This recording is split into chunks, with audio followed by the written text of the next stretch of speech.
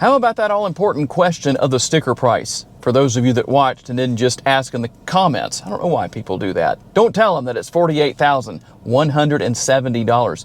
Let's see what else you get for the price. Actually, quite a bit. Now, one thing to note here is there is no sunglass holder anywhere. So don't come up here and accidentally push the SOS button right there. That won't go the way it's supposed to. Now, we're going to have our lights right here. As you can see, this is for the power shade. This is for the power sunroof. You can see what else is going on up there. You're going to have your buttons right here for your garage door openers. If you want to use that, you can program up to 3. And I like having the compass in the frameless mirror right there. We'll work our way down and show you the design here of the glove box and the dashboard area. You can see that there is a little bit of space in there if you want to take advantage of that.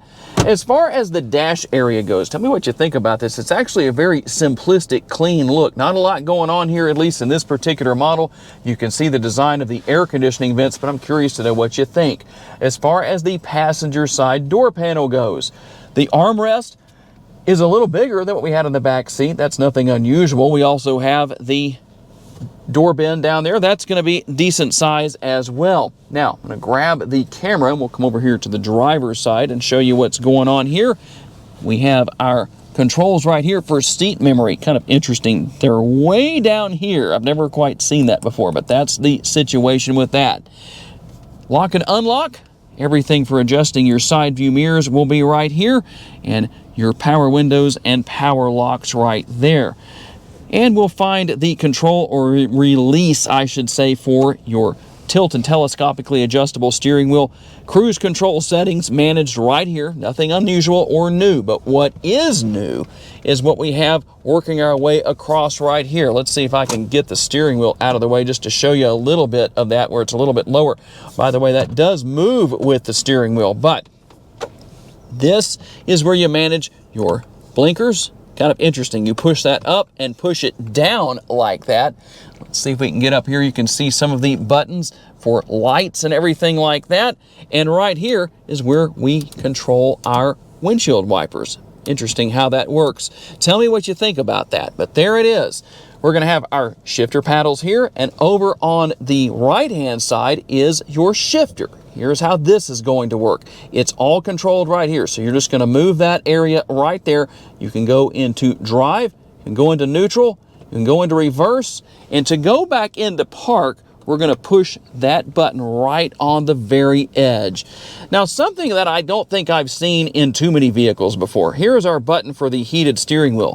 You have 3 different stages of the heated steering wheel.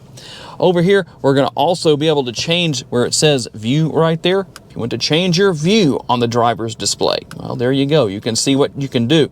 If you want to bring up the navigation, you can do that. You're always going to have that digital speedometer down there no matter what. All your different details and information depending on what you need to know about, and what you need to see. So you can also go through and do a few different things here depending on what you want to do. It's not too difficult to figure it out. Now, the overall design of the steering wheel. I like what we have right here with the finishes. Very comfortable. Works quite well. Now we're going to move over here, and the first thing I'm going to actually show you here is your multi-view with the cameras. Now I'm going to go into reverse here for just a second so we can bring up the rear view camera. You can do that. You can also come right here, and here is our front view. We also have the side views. Depending on what you need to see, you can see that on both sides. And then come back here, bring up the rear view, bring up the overhead view, and depending on what you need to do, you can adjust from there. We hit right there with the X to close that out. Again, we're going to have navigation, and we can work our way through a few different areas with some different screens right here. You can see the different dots down there. When I scroll over, there's 4 different dots there. That means you have a potential of 4 different pages. You can move some things around depending on what you need to do. You can go to your navigation, whatever you want to listen to with the radio, phone. We'll go right here to vehicle, and we can do a few different things here depending on what we want to change or manage. You can manage the displays, as you can see right there. Just run through here real fast just to show you some different things. Now, if you want to have your different icons, we hit the 4 squares right there. Here's what comes up. You can go into vehicle, make changes here. And you can see there's actually quite a bit. You do have some ambient lighting here in the interior, by the way. Probably not going to be able to show you that today because it's a little bit on the bright side. You can wirelessly pair your smartphone. Android Auto is going to be here. Also Apple CarPlay if you want to take advantage of that, depending on the type of device you have. And just to show you a few of the things that are here, those are your different options. You can go right here into your settings. Depending on what you need to do, you can just scroll through here and you'll find what it is you need. Now, one thing you'll notice here, first of all, we're going to have our 3 stages of heated seats for the driver and the passenger up here. One thing you don't have are physical controls for the air conditioning, but I'm going to do this. I'm going to turn that up. Hey, Audi, change the temperature on the driver's side to 68 degrees. I am setting the temperature on the driver's side to 68 degrees Fahrenheit. And you can do all sorts of things like that. You can adjust the fan speed, whatever you want to do. So the lack of those physical controls is not really a big deal. So you don't have to worry about relying on the center screen as you're driving and taking a chance with being distracted when you're dealing with that. Here are our air conditioning vents down here. A nice design with that. They're going to get the job done.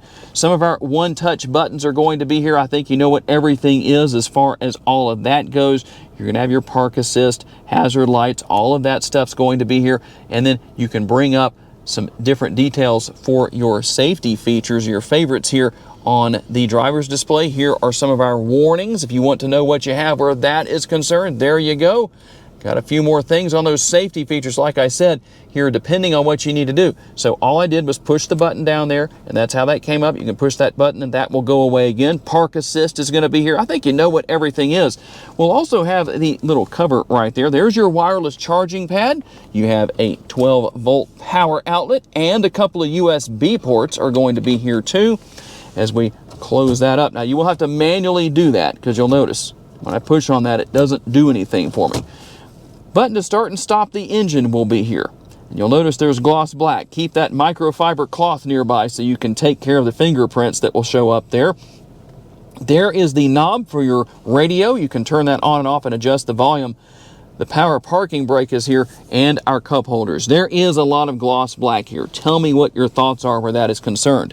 And the center console lid can be used as an armrest. And let's open that up and see how much space we have within. Actually, not too bad for this size of SUV.